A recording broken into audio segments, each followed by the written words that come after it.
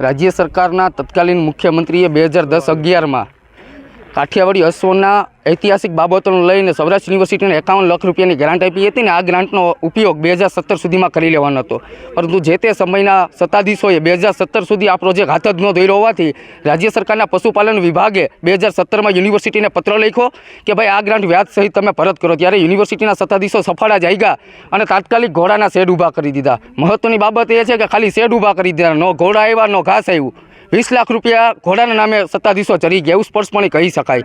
સૌરાષ્ટ્ર યુનિવર્સિટીના વિદ્યાર્થીઓ અને સૌરાષ્ટ્રના લોકો જે સૌરાષ્ટ્રની આન બાન શાન ગણાય એવા કાઠિયાવાડી અશ્વ બાબતે લોકોમાં જાગૃતિ આવે, વિદ્યાર્થીઓ આ પ્રોજેક્ટની અંતર્ગત diploma in horse riding course કરી શકે અને કાઠિયાવાડી અશ્વ છે એ આપણો ઐતિહાસિક વારસો છે, ત્યારે આ લુપ્ત થતી પ્રજાતિ બાબતે સંશોધન અને સંવર્ધન કરવું ખૂબ જ જરૂરી છે। ત્યારે રાજ્ય સરકારે જે ગ્રાન્ટ આપી હતી એ ગ્રાન્ટનો માત્ર 20 લાખ રૂપિયાનો ઉપયોગ કર્યો અને 20 લાખમાં તમે જોઈ લો કે અત્યારે વેરાન હાલતમાં જે અધરતાલ પ્રોજેક્ટ પડ્યો છે અને 30 લાખ રૂપિયા 2020માં સત્તાધીશોએ પરત જમા કરાવ્યા, વ્યાજ હજુ રાજ્ય સરકારને બાકી છે।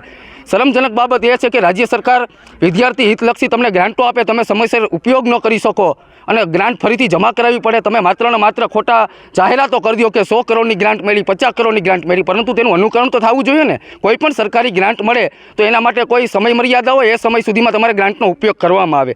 ખરેખર સૌરાષ્ટ્રનું હૃદય સમ્રાટ અવળી મોટી યુનિવર્સિટી છે, અહીંયા બહુ વિશાળ કેમ્પસ છે, ત્યારે જસદણના સ્ટેટે કીધેલું કે જે આ પ્રોજેક્ટ છે એ હોર્સ રાઇડિંગ માટે બેસ્ટ લોકેશન છે અને વિદ્યાર્થીઓ આનો ખૂબ જ ભરપૂર ઉપયોગ કરી શકશે, પરંતુ સત્તાધીશોની અણઆવડત અને દાનત ન હોવાને કારણે આ પ્રોજેક્ટ હાવ અધરતાલ પડ્યો છે અને અહીંયા માત્ર ને માત્ર આ પ્રોજેક્ટની અંદર તમે શેડમાં હાલત જોઈએ છે, વેરાન હાલતમાં છે, અહીંયા માત્ર દારૂની મહેફિલો જ થાય છે। એટલે શિક્ષણ જગત માટે ખૂબ જ શરમજનક બાબત કહેવાય કે અવળી મોટી યુનિવર્સિટી પાસે અવળું મોટું કેમ્પસ હોય ત્યારે તમને રાજ્ય સરકાર ગ્રાન્ટ આપે, તમે ગ્રાન્ટ વાપરી ન શકો અને જે ગ્રાન્ટ વાપરી એમાંય ભ્રષ્ટાચાર।